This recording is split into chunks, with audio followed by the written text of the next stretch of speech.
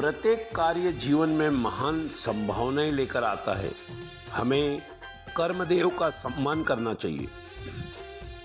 छोटे से छोटा काम भी जीवन विकास के लिए उसी तरह महत्वपूर्ण है जिस तरह एक छोटा बीज जो कालांतर में विशाल वृक्ष बन जाता है। किसी मनुष्य का मापदंड उसकी आयु नहीं, वरना उसके काम ही हैं जो उसने जीवन में किए हैं। इसलिए कर्मवीरों ने काम को ही जीवन का आधार बनाया। एक मनीषी ने तो यहाँ तक कह दिया कि हे कार्य, तुम ही मेरी कामना हो, तुम ही मेरी प्रसन्नता हो, तुम ही मेरा जीवन हो, तुम ही मेरा आनंद हो। इसमें कोई संदेह नहीं कि तुच्छ से महान, सामान्य से समर्थ एवं शक्तिशाली से रंक और रंक से राजा, मूर्ख से विद्वान, सामान्य से असामान्य बनाने वाले वो छोटे से लेकर बड़े सभी कार्य जो समय समय पर हमारे सामने आकर उपस्थित होते हैं, किंतु एक हम हैं जो अनेक शिकायतें करके अपने कर्मदेव का अपमान करते हैं, और जब वह हमारे द्वार से लौट जाता है तब हम पश्चाताप करने लगते हैं और अपने हाथ मलने के लिए विवश हो जाते हैं।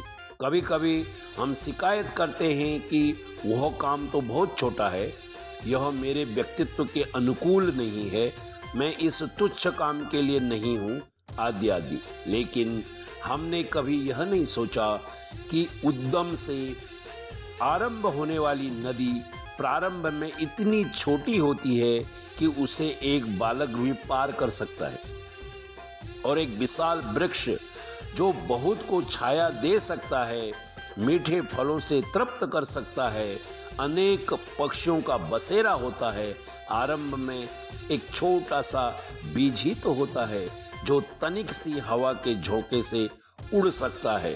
एक छोटी सी चिड़िया भी उसे निगल सकती है, ऐसी चींटी उसे उठाकर ले जा सकती है। बहुमूल्य मोती प्रारंभ में एक साधारण सा बालू का कण होता है। यही स्थिति हमारे सामने आने वाली कार्यों की भी है। प्रत्येक महान और असाधारण बनने वाला काम भी प्रारंभ में बहुत छोटा और सामान्य लगता है, किंतु कर्मवीर जब उसमें एकाग्र होकर लगते हैं तो वे महान असाधारण महत्व के कार्य बन जाते हैं। क्या आपको याद है कि वैज्ञानिक बनने की आकांक्षा रखने वाले बालक एडिसन को उसके शिक्षक ने पहले घर में झाड़ू लगाने का काम सौंपा, और फिर शिक्षक ने देखा कि इस कार्य में बालक भी वैज्ञानिक प्रतिभा और गहरी दिलचस्पी कर रहे हैं, तो उसे विज्ञान की शिक्षा देनी प्रारंभ कर दी और अपने इस सद्गुण को विकसित करता हुआ महान वैज्ञानिक बना। प्रत्येक महान बनने वाले व्यक्ति के जीवन का प्रारंभ उन छोटे छोटे कार्यों से होता है जिन्हें वह छोटे, महत्वहीन, सामान्य समझकर टाल देते हैं।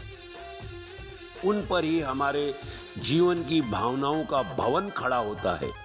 मनुष्य जब अपने को कर्तव्य, कर्मों, परिश्रम एवं पुरुषार्थ की आग में तपाता है तो उसके भीतर सोया पड़ा नेता, समाज सुधारक, लेखक, धर्म प्रचारक, वैज्ञानिक अथवा उद्योगपति जागकर उभर आता है। सफल जीवन की दिशा धारा में हमें सतत कर्म करना चाहिए। एक कर्मवीरों की तरह हमें अपने जीवन में आगे बढ़ना चाहिए।